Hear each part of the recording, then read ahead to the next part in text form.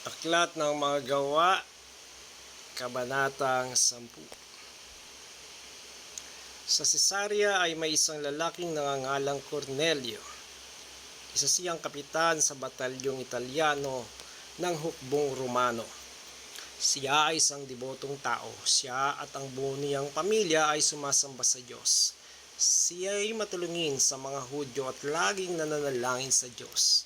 Minsan, nang bandang 3:00 ng hapon, nagkaroon siya ng isang pangitain. Kitang-kita niyang pumasok ang isang anghel ng Diyos at siya'y tinawag, "Cornelio!" Tumingin siya at takot na magtanong, "Ano po yun?" Sumagot ang anghel, "Kinalulugdan ng Diyos ang iyong dalangin at ang pagtulong mo sa mahihirap. Magsugo ka ngayon din ng ilang tao sa Jopa upang sunduin ang isang taong nangangalang Simon na tinatawag ding Pedro. Siya ay nanunuluyan sa bahay ni Simon na tagapagbilad ng balat ng hayop. Siya ay nakatira sa may tabing dagat." Pagkalis ng anghel, tumawag si Cornelio ng 2 utusan at isang debotong kawal, isa sa mga naglilingkod sa kanya. Sinalaysay niya sa kanila ang pangyayari at pagkatapos pinapunta sila sa Jopa. Kinabukasan, samantalang naglalakbay at malapit na sa Jopa ang mga inutusan ni Cornelio, si Pedro na may umakyat sa bubungan upang manalangin. Bandang tanghali na noon. Siya nagutom at gusto niyang kumain, ngunit habang naghihintay siyang maihanda ang pagkain, nagkaroon siya ng isang pangitain. Nabuksan ang langit at nakita niyang ibinababa sa lupa ang isang parang malaking kumot na nakabitin sa 4 na sulok. Naroon sa kumot ang lahat ng uri ng hayop, mga lumalakad, gumagapang at lumilipad. Narinig niya ang isang tinig, "Pedro, tumindig ka, magkatay ka at kumain." Ngunit sumagot si Pedro, "Hindi ko po magagawa yan, Panginoon. Kailanman hindi ako kumain ng anumang marumi." Muli niyang narinig ang tinig, "Huwag mong ituring na marumi ang nilinis na ng Diyos." 3 ulit na nangyari ito at pagkatapos ay kaagad na inakyat sa langit ang kumot na iyon. Habang pinag-iisipan ni Pedro kung anong kahulugan ng pangitaing iyon, dumating naman sa lungsod ang mga isinugo ni Cornelio. Ipinagtanong nila ang bahay ni Simon at pagdating doon ay tumawag sila sa may pintuan. Itinanong nila kung doon nga nanunuluyan si Simon na tinatawag ding Pedro. Pinag-iisipan pa ni Pedro ang kahulugan ng pangitain nang sabihin sa kanya ng Espiritu, "Tingnan mo, may 3 lalaking naghahanap sa iyo sa ibaba. Bumaba ka at huwag mag-atubiling sumama sa kanila dahil ako ang nagsugo sa kanila."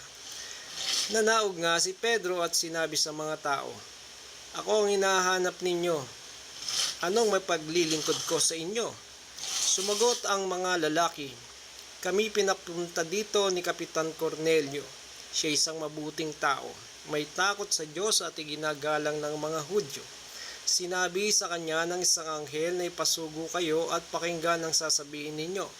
Pinatuloy sila ni Pedro at doon pinatulog ng gabing iyon. Kinabukasan sila'y sumama sa kanila, gayon din ang ilang kapatid na taga-Jopa.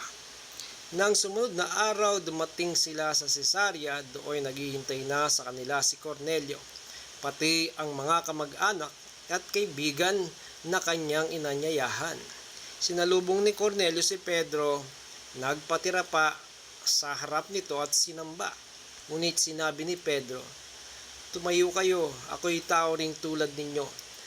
Patuloy silang nag-uusap habang pumapasok sa bahay at nakita ni Pedro na maraming taong nagtitipon doon. Sinabi niya, "Alam naman ninyo na bawal sa isang Hudyo ang makihalubilo o dumalaw sa isang hindi Hudyo. Subalit ipinakita sa akin ng Diyos na wala akong dapat ituring na marumi at di karapat dapat pakitunguhan. Kaya't nang ipasundo ninyo ako, hindi ako nagatubiling sumama. Nais kong malaman kung bakit ninyo ako ipinasundo." Sumagot si Cornelio, "May 4 na araw na ngayon ang nakakalipas, bandang 3:00 din ng hapon. Habang ako'y nananalangin dito sa aking bahay, biglang tumayo sa harap ko ang isang lalaking nakakasilaw ang kasuotan.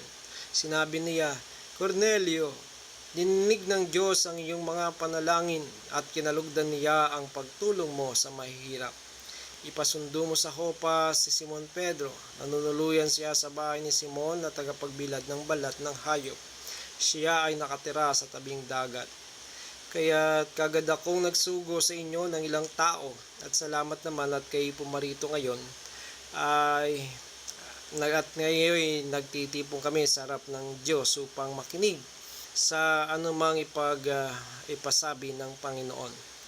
At nagsalita si Pedro, ngayon ko lubusang naunawaan na talagang walang itinatangi ang Diyos. Nalulugod siya sa sinumang may takot sa kanya at gumagawa ng matuwid kahit taga saan mang bansa. Ibinigay ng Diyos ang kanyang salita sa mga Israelita. Ipinahayag niya sa kanilang magandang balita ng kapayapaan sa pamamagitan ni Hesukristo na siyang Panginoon ng lahat. Alam ninyo ang pangyayaring naganap sa buong lupain ng mga Hudyo na nagsimula sa Galilea pagkatapos na ipangaral ni Juan ang mensahe tungkol sa bautismo. Kilala ninyo si Jesus na taga Nazaret at alam ninyo kung paano pinili siya ng Diyos at kung paano pinuspos ng Espiritu Santo at ng kapangyarihan. Alam din ninyo na saan man siya magpunta, gumagawa siya ng kabutihan sa mga tao at nagpapagaling sa lahat ng pinapahirapan ng diablo sapagkat kasama niya ang Diyos. Saksi kami sa lahat ng ginawa niya sa lupain ng mga Hudyo at sa Jerusalem. Siya'y pinatay nila. Siya'y pinako nila sa krus. Ngunit siya'y muling binuhay ng Diyos sa ikatlong araw at hinayaang makita ng mga tao. Hindi siya nakita ng lahat ng tao, subalit nakita namin siya.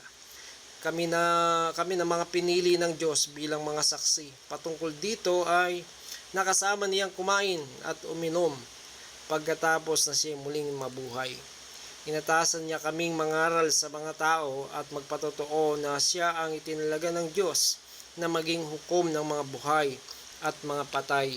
Siya ang tinutukoy ng mga propeta ng kanilang ipahayag na ang bawat sumasampalataya sa Kanya ay tatanggap ng kapatawaran sa kanilang mga kasalanan sa pamamagitan ng Kanyang pangalan. Nagsasalita pa si Pedro nang bumaba ang Espiritu Santo sa lahat ng mga nakikinig. Namangha ang mga mananampalatayang Hudyo na kasama ni Pedro sapagkat ang Espiritu Santo ay pinagkaloob din sa mga Hintil.